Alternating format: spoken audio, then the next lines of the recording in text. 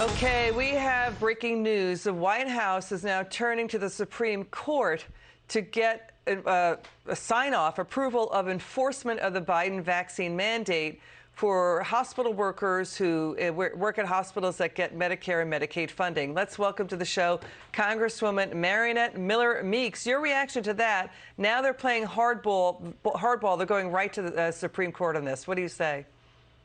You know, I think it's absurd. You already have the courts have already put a stay and have ruled that it's unconstitutional for the vaccine mandate for private businesses.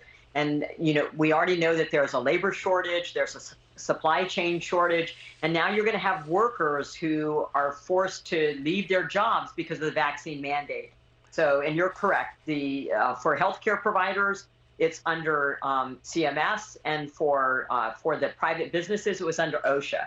But the OSHA mandate was ruled unconstitutional. So, yeah, and what they're doing is they effectively took a Fifth Circuit appeals court ruling just recently that revived the vax mandate for healthcare workers at hospitals that get Medicare and Medicaid funding. So that slim victory, they jumped right on it and went to the Supreme Court.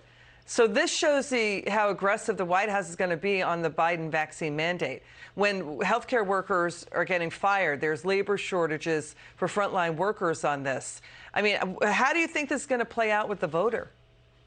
I think that this is going to have tremendous repercussions with the election next year. And think about it. Healthcare workers all throughout the pandemic put themselves at risk. They were in, an environment where they were highly contagious, highly exposed, great exposure, and they were concerned about bringing virus home to their families. So they put themselves at peril in order to take care of people. And now our response to that is, well, it was great that you took care of people throughout the pandemic with no vaccine, but now that there's a vaccine, if you don't get vaccinated, you can leave your job. So I think it's unconscionable what the Biden administration is doing. I think they should understand what happened through the courts with the vaccine mandate through OSHA.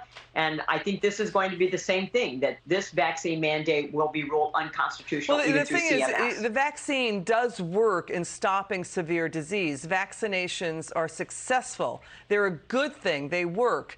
It's sort of like we need to have a hearing and just to hear what the hospital workers are saying and why they're opposed to it. So, but doing top-down bullying, I mean, people just get really upset with that. You know what I mean? At the federal level, when this again and again, the Supreme Court said it's left the power to the states to do it. I want to move on to this.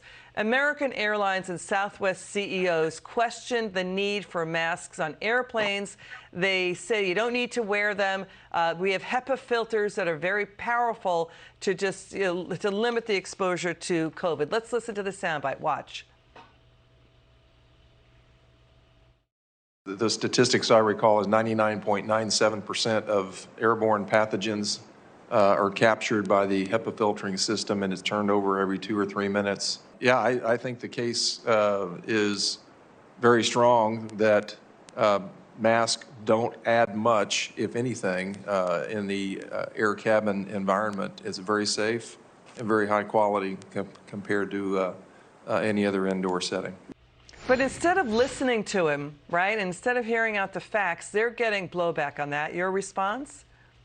I was surprised that they came forward and said what many of us know is factual, that the ventilation system in the airplane is very highly effective, that there have not been cases with contact tracing that came back to exposure or contagion from air travel. And so I was surprised when they continued the mask mandate on airlines. I think it's time to revisit that. If individuals want to wear a mask on on a plane, they should feel free to do so. They should determine what their level of risk and what their level of comfort is. I'm fully vaccinated. I vaccinated people in all 24 counties in my congressional district. I recommend people to get vaccinated, but I am wholly against the vaccine mandate. I think that there will be tremendous blowback in the next election cycle, and I really praise these airline CEOs from coming forward and saying, we don't need a mask mandate on airplanes because the ventilation system is far superior. And remember, one of the reasons that we couldn't reopen schools was because they wanted to upgrade the ventilation systems. So you have upgraded ventilation systems, you have excellent ventilation systems in planes, And I think it's time to eliminate the mask mandate on planes and let people wear a mask if they choose to do so. Congresswoman Mariannette Miller-Meeks, it's great to have you on. Come back soon.